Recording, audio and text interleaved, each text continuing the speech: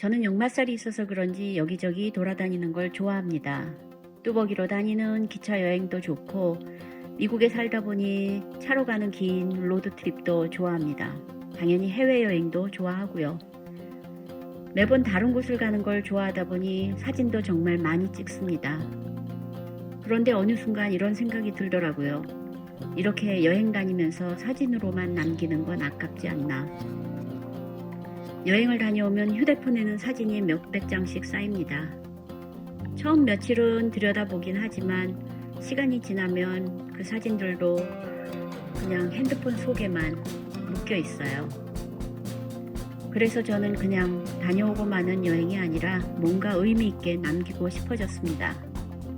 사진을 정리하고 글을 쓰고 또 내가 경험한 것들을 하나씩 남기기 시작했어요. 그렇게 그 작은 일이 생각보다 제 삶을 많이 넓혀줬습니다. 오늘은 그 이야기를 한번 해보려고 합니다. 제가 블로그를 처음 시작한 지는 한 10년 정도 됐습니다. 그때 아들이 고등학생이었습니다.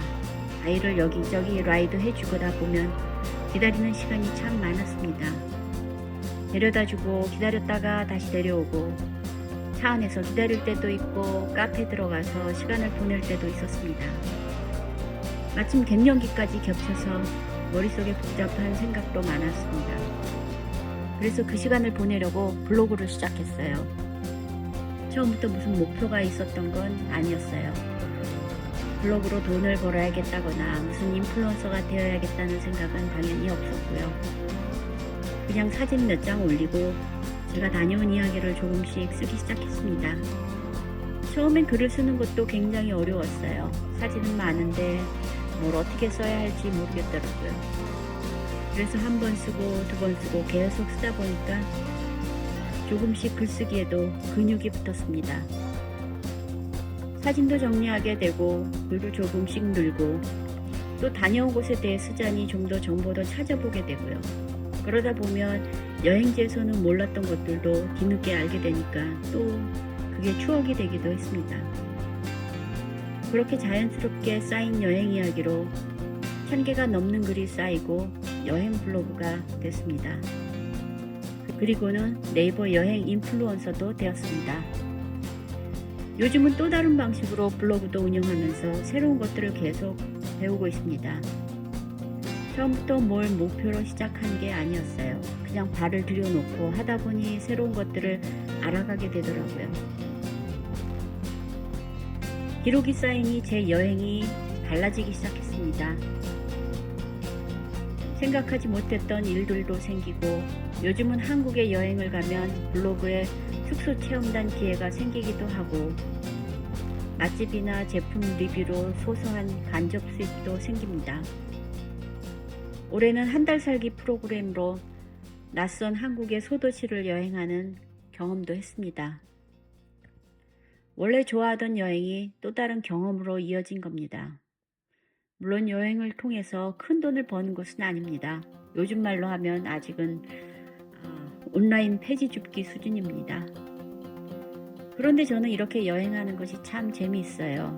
여행을 한번 다녀오고 끝나는 게 아니라 사진이 남고 글이 남고 정보가 남고 그게 또 다른 사람한테 도움도 되고 또 작은 수익으로도 남습니다. 그러는 동안 저 자신도 알게 모르게 성장했습니다.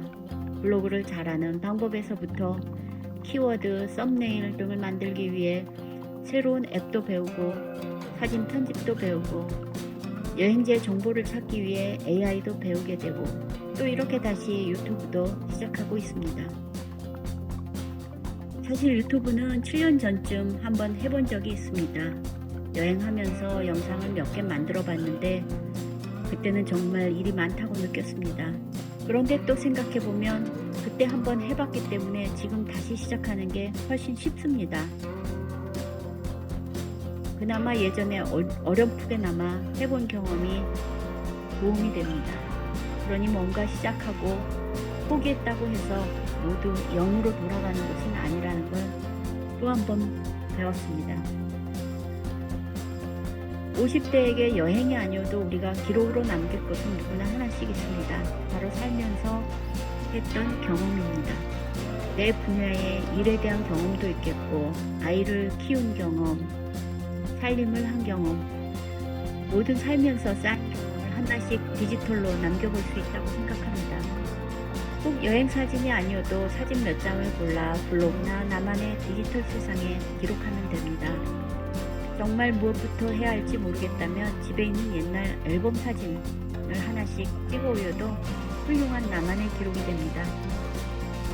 요즘 흔히 디지털 노마드라고 하면 젊은 사람들이 노트북 하나 들고 세계 어디서나 일하는 모습을 생각하잖아요.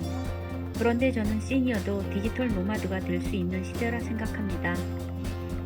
오히려 시니어는 여유 있어진 시간과 수익에 대한 기대치가 낮고 즐기는 마음으로 여행할 수도 있는 마음 자세가 있으니까요.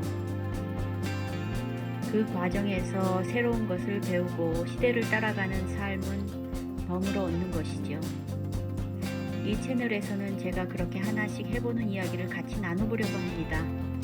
저도 아직 배우는 중이고 어디까지 갈지는 저도 모르겠습니다. 그래도 하고 싶으니 지금부터 해보려고요. Keep going. 계속 가보겠습니다.